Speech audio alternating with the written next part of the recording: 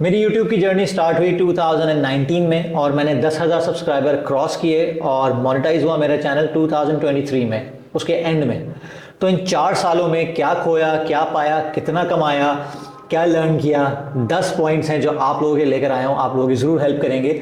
जुड़े रहिएगा वीडियो के आखिर तक। तो सबसे पहला point, it's all about them not about you. As a content creator आपका कंटेंट, आपका इंटेंट ज़्यादातर डायरेक्टेड होना चाहिए आपकी ऑडियंस पे, ना कि आप पे, क्योंकि आप वैल्यू ऐड कर रहे हैं, आप कुछ बना रहे हैं अपनी ऑडियंसेस के लिए, तो उनका ज़्यादा ख्याल रखें, अपने आप को थोड़ा बैक फुट पे रखें। दूसरा पॉइंट इसी पॉइंट से निकल के आता है, जो कि पहले पॉइंट की थोड़ी बहुत नफी करता है। अगर आप अपने आप को बिल्कुल इग्नोर कर देंगे तो आप अपनी वैल्यू ऐड नहीं कर पाएंगे जिस तरह आप कर सकते हैं। आपकी एक पर्सनालिटी है, आपका कुछ वैल्यू सिस्टम्स हैं, आपके कुछ लर्निंग्स हैं, आपका कोई वे ऑफ लाइफ है जिसके थ्रू आप वैल्यू ऐड करेंगे किसी और की लाइफ में। तो सबसे पहले आप जो है बी योर सेल्फ, अपना एक यूनिक कंटेंट निकालें, अपने यूनिक आइडियाज शेयर करें, और फिर आपका जो ट्राइब है वो आपकी वाइब को देख के अट्रैक्ट होता रहेगा। फिर आपको कोशिश करनी है कि आपका कंटेंट जो है वो आपकी ऑडियंसेस के लिए हो, जनरल ऑडियंसेस के लिए नहीं, आपकी ऑडियंस के लिए। तो पहला पॉइंट और दूसरा पॉइंट दोनों लिंक्ड हैं आपस में, और जहां आप मैं कर रहे हैं वहां आपकी मैं से ऑडियंस को भी कनेक्ट करना चाहिए, उन्हें रिलेट करना चाहिए, रेजोनेट करना चाहिए, जब कहीं जाके two way win win situation बनेगी। तीसरा इंपॉर्टेंट पॉइंट है आपकी पर्सनल ब्रांड। ये सबसे ज़्यादा हेल्प करती है आपका चैनल, आपका सोशल मीडिया कंटेंट क्रिएट करने में, ऑल्सो प्रॉस्पर करने में, थ्राइव करने में। आपको कोशिश ये करनी है कि आपका ब्रांड पिवटेबल हो, यानी आप थोड़ा सा इधर उधर के एवेन्यूज में कुछ कनेक्शंस ला सकें। अगर आप बहुत नीच डाउन चलेंगे तो आपको शुरू में तो हेल्प होगी, लेकिन एक वक्त में आप स्टक हो जाएंगे। तो फॉर एग्जांपल जैसे मेरा एक प्लान था कि मैं फिटनेस को लेकर चलूंगा, तो मेरे चैनल का नाम था फिटलेक्ट, जो मेरा अपना ब्रेन चाइल्ड है, फिटनेस मीट्स इंटेलेक्ट। फिर आहिस्ता आहिस्ता मैंने नोट किया कि जब मैं फिटनेस की बातें करता रहूंगा तो बहुत सारे लोग रिलेट नहीं कर रहे, तो उनसे रेजोनेट करने के लिए I started talking about family health, start talking about emotional agility, work life, क्योंकि मैं बेसिकली ट्रायंगल ऑफ लाइफ पे काम करना चाहता हूँ, जिसमें आपका वर्क आता है, आपके रिलेशनशिप्स आते हैं, एंड आपका अपना आप आता है। तो ये एक ऐसा नीश था, एक ऐसा मैक्रो नीश था मुझे मिला, जिसमें मैंने अपने ब्रांड को पिवट करना शुरू किया, पॉडकास्ट भी की, कोलैबोरेशंस भी की, बहुत सारी लर्निंग्स शेयर करने का मौका मिला, और आहिस्ता आहिस्ता कारवां बड़ा होता गया और लोग जुड़ते गए और फॉलोइंग बढ़ती गई। चौथा बड़ा इंपॉर्टेंट पॉइंट है, बड़ा मजे का है, कि अपना क्रिंज तलाश करें। हर कंटेंट क्रिएटर का कोई ना कोई क्रिंज होता है। आप जितने भी डिसेंट कंटेंट बना लें, कोई ना कोई ऐसा टॉपिक आप जरूर छेड़ेंगे, आप किसी कंट्रोवर्सी में जरूर जाएंगे जहां पे आपको गालियां पड़ेंगी, लेकिन वो कॉन्सेप्ट होगा, वो एरिया ऑफ लाइफ होगा जिसके लिए आप बहुत अच्छे तरीके से स्टैंड कर सकते हैं, आपके वैल्यू सिस्टम्स में। फॉर एग्जाम्पल, मैं फिटनेस की बातें करते करते मैंने सेक्सुअल हेल्थ लाइफ की बात भी की है, मैंने मेंटल हेल्थ की बात भी की है, मैंने मास्टरबेशन पे बात भी की है, मैंने मैरिटल इश्यूज पे बात की है, मैंने इमोशनल इंटेलिजेंस पे बात की है, लोगों को लेकर आया, कोलैबोरेशंस की, पॉडकास्ट किए, खुद भी बात की। तो ये सारी चीज़ें जो थी, बहुत दफ़ा क्या होता था कि यार मियाँ तुम फिटनेस पे लगे रहो ना, तुम कहाँ इन चीज़ों में घुस गए। वो ऐसे प्रॉब्लम्स हैं जो मैंने खुद चूज़ किए हैं, जिसके बारे में मैं बोल सकता हूँ, जिसके बारे में गालियाँ सुन सकता हूँ, और जिसके बारे में स्ट्रगल कर सकता हूँ। ये वो चीज़ें हैं जिसके लिए स्ट्रगल करने में मुझे मज़ा आता है, और ये ऑटोमेटिकली क्रिंज बन जाता है, जिसकी वजह से लोग उसी पे बैठ के, जो मक्खी गंद पे आके बैठती है ना, वो सिर्फ उसी पे आके बैठ जाते हैं। वो 9 चीज़ों को नहीं देख रहे होते जो आपने उनके मुताबिक की हैं सपोजिटली, और 10वीं चीज़ जो आप अपने दिल की बात कर रहे होते हैं, किसी टैबू चीज़ पे बात कर रहे होते हैं, वो आके बोलते हैं मियाँ तुम्हें और काम ही नहीं है, बस ये रह गया तुम्हारी ज़िंदगी में, यही तुम्हारे पास कंटेंट है। जबकि अगर उनसे आप ऑडिट करवाएं अपने कंटेंट का, तो वो मान जाएंगे कि हाँ, ये 9 में से 10वां कंटेंट तुमने लगाया है, 9 तो हमने देखा ही नहीं, क्योंकि उसमें क्रिंज नहीं था। तो जब आवाम को क्रिंज चाहिए तो अपना क्रिंज तलाश करें उन चीज़ों में जिसके लिए आप एक्चुअली स्टैंड करते हैं, और ऑटोमेटिकली लोग आएंगे, रीच भी आएगी। इससे बात आती है 5वें पॉइंट की, बहुत इंपॉर्टेंट पॉइंट है, और ये फ्यूचर है। Collaboration is the name of the game. मेरे यूट्यूब के चैनल ग्रो करने में मेरे साथ कोलैबोरेटर्स का बहुत बड़ा हाथ है, और मैं उनको ड्यू क्रेडिट देना चाहूँगा। It's not about me, it's about my audience. और ऑडियंस ने अच्छा खासा प्यार दिया जब मैंने पॉडकास्टिंग करनी शुरू की, क्योंकि 2023 के शुरू में 1000 सब्सक्राइबर भी क्रॉस नहीं किए थे मेरे, और 2023 के मिड में मेरा एक पॉडकास्ट मशहूर हुआ, मतलब काफ़ी वायरल गया। 1.25 लाख से 1.5 लाख व्यूज़ हैं उसके। अगर मेरे टोटल पॉडकास्ट के चैनल, मेरे यूट्यूब के चैनल पे अगर 5 लाख व्यूज़ हैं, 4 लाख व्यूज़ हैं, तो 1.25 लाख व्यूज़ तो उसी एक पॉडकास्ट के हैं, जो कि mental health and sex life है, जो कि मैंने डॉक्टर यासिर के साथ किया था। थैंक यू यासिर भाई so much for that collaboration. और उससे ज़्यादा डिसेंट कंटेंट इस टॉपिक पे आपको दुनिया भर में कहीं नहीं मिलेगा, ये मैं गारंटी दे सकता हूँ आपको। अगर आपने नहीं देखा जाके चेक करें। मैं नीचे लिंक दूंगा। तो वो पॉडकास्ट मशहूर होने का या वायरल होने का एक सबब ये था कि वो बहुत क्वालिटी कंटेंट था और वो कोलैबोरेशन से मज़ीद बेहतर हो सका। इसी तरह हसन महमूद आए बॉडी बिल्डर मेरे पास में, बहुत सारी भी प्लानिंग है, हिशाम सरवर के साथ प्लानिंग है, डॉक्टर वसीम के साथ है, कुछ ऐसे लोग हैं जो बहुत मशहूर हैं, मैं अभी डिस्क्लोज़ नहीं करना चाहता। मुफ्ती तारिक मसूद के साथ कोलैबोरेशन हुई, खुर्रम इलाही के साथ कोलैबोरेशन हुई, ये वो लोग थे जिनसे मैंने बहुत कुछ सीखा, उमैर जालियावाला वगैरह। तो कोलैबोरेशन बहुत ज़रूरी है और ख़ास तौर पे कोलैबोरेशन में ये ज़रूर ख्याल रखें कि विन विन सिचुएशन होनी चाहिए। आप उनको ऐसा प्लेटफॉर्म दे रहे हो, आपकी पर्सनल ब्रांड भी इस काबिल हो जो उनसे लिंक कर सके, जो उनसे मैच कर सके। अदरवाइज आप सिर्फ मुंह उठा के किसी को कोलैबोरेशन के लिए बुला नहीं सकते, क्योंकि उसके लिए वो विन सिचुएशन नहीं होगी, आपके लिए ज़रूर होगी। तो मेक श्योर कि आपके लिए विन विन सिचुएशन हो। और अगर कोई आपको टर्न डाउन कर दे, पोलाइटली टर्न डाउन कर दे, कोई मसला नहीं है, हिम्मत हारने की जरूरत नहीं है। आप लगे रहें, कहीं ना कहीं वो वक्त आएगा जब वो कोलैबोरेशन करने के लिए आपसे राजी होंगे, क्योंकि उनको आप में वैल्यू नजर आ रही होगी।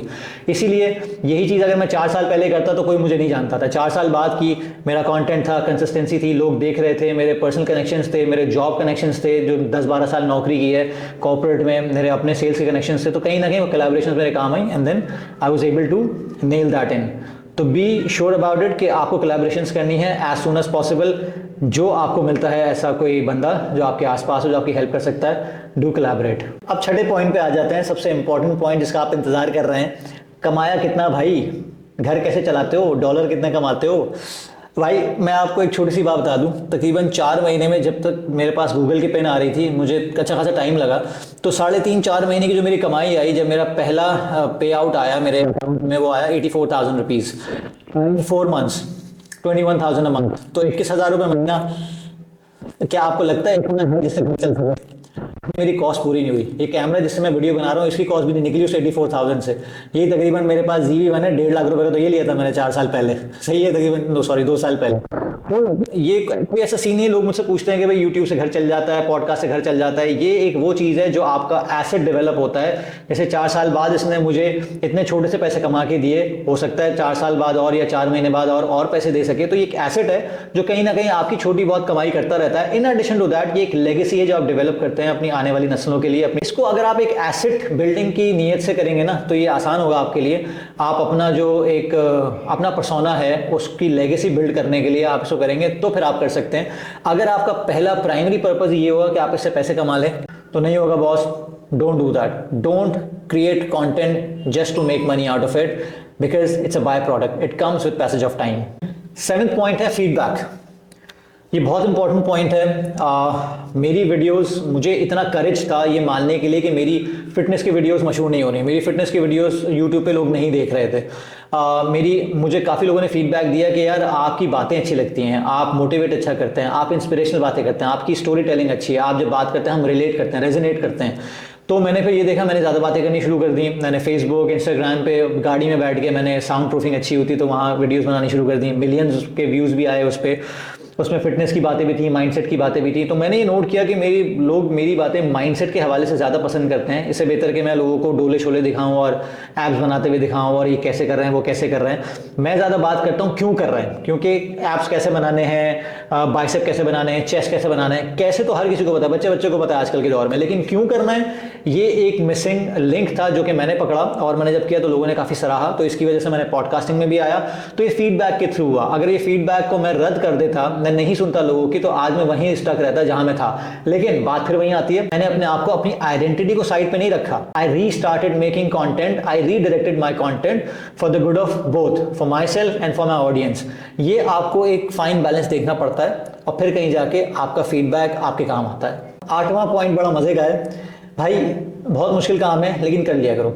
आस्क फॉर हेल्प, मदद मांगो, कोलैबोरेशन के लिए मदद मांगो, लाइक्स के लिए मदद मांगो, सब्सक्राइब के लिए मदद मांगो, फॉलो करने के लिए मदद मांगो, ढीठ बन जाओ, बेशरम बन के मांगो, कोई मसला नहीं है, ये आपका हक है, ये आप। और हाँ, लेकिन एक बात जरूर करूंगा कि एक फाइन लाइन ड्रॉ कर लो जहां डेस्परेट ना हो जाओ बहुत ज्यादा। कम से कम एक बंदे से एक दफा जरूर पूछो, ठीक है, एक दफा जरूर उसको रिक्वेस्ट करो, क्योंकि जो लोग आपसे प्यार करते हैं, आपका भला चाहते हैं, हो सकता है उन्होंने मिस आउट कर दिया आपके हेल्प करना, और आपने रिक्वेस्ट ना की हो, आपने रिक्वेस्ट कर दिया तो उनके जहन में आया हाँ यार मैंने सब्सक्राइब नहीं किया, मैंने लाइक नहीं किया, मैं कर देता हूँ। तो बहुत से लोग मान जाते हैं, और जो नहीं करना चाहते वो डेफिनेटली हेटर्स और डिट्रैक्टर्स हमेशा रहेंगे, that's the beauty of life. लेकिन आप कम से कम मांगे तो जरूर ना, आप हेल्प तो जरूर मांगे।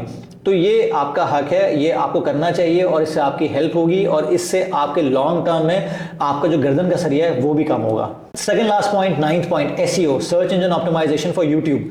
इसका बड़ा ख्याल रखें। खासतौर पे इतना तक ध्यान रखना पड़ा है मुझे, मैंने कुछ चाय वाला, आज़ाद चाय वाले की वीडियोस देखी, हिशाम सरवर की वीडियोस देखी और भी कुछ थे इंटरनेशनल नेशनल प्लेयर्स हैं जिनकी वीडियोस देखी जो एसईओ कैसे करते हैं। तो ये तक मुझे समझ में आया कि एक फाइल जो थंबनेल की फाइल है और जो एक्चुअल फाइल है वीडियो फाइल, उन दोनों के टाइटल्स भी अगर सेम हो तो भी एसईओ में हेल्प होता है। ठीक है, तो मतलब उन फाइल्स के नाम आपने जिस ड्राइव में रखे हैं वो सेम रखे। जैसे podcast for Sana Yasir, file का नाम है podcast with Sana Yasir, full stop आपके थंबनेल का नाम है, तो वो मैच करेंगे।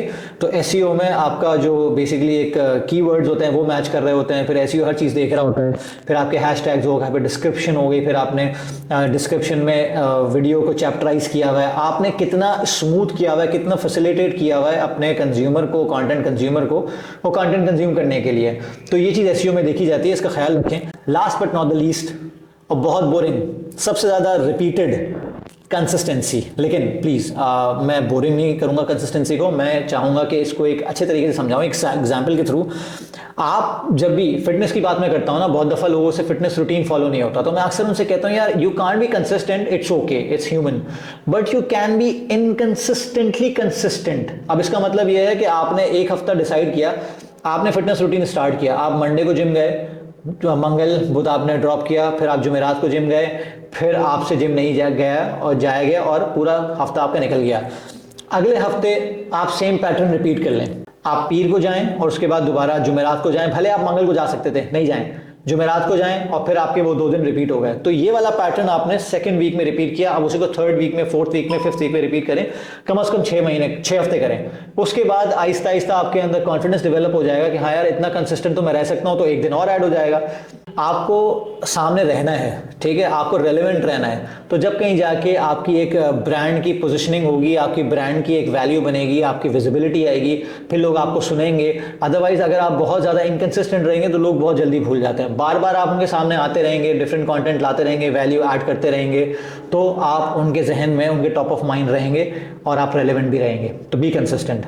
तो उम्मीद करता हूँ ये 10 पॉइंट्स आपको मज़ा आया होगा सुन के, आपको लगा होगा कि कुछ ना कुछ वैल्यू ऐड किए। अगर ऐसा है तो मुझे कमेंट्स में आगाह कीजिएगा अपने राय से, और इंशाल्लाह दुआ में याद रखिएगा। अभी शुरुआत है, आगे आगे देखें होता है क्या। आप सबकी दुआएं चाहिए, इंशाल्लाह फिर मुलाकात होगी। खुदा हाफिज़।